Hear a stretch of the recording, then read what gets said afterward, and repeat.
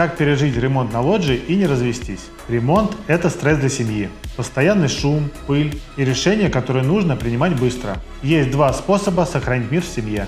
Первый – договоритесь заранее, кто главный по дизайну, а кто работает руками. И заложите в бюджет 20% на незапланированные траты. И главное, помните, что это временно. Через несколько недель вы будете пить чай на новой лоджии и смеяться над пережитым. Второй способ – наймите профессионалов, которые сделают ремонт на лоджии за вас. Гарантия качества, мир в семье и самое главное, ремонт не придется переделывать через год. Если вы хотите качественный ремонт лоджии, пишите нам в директ.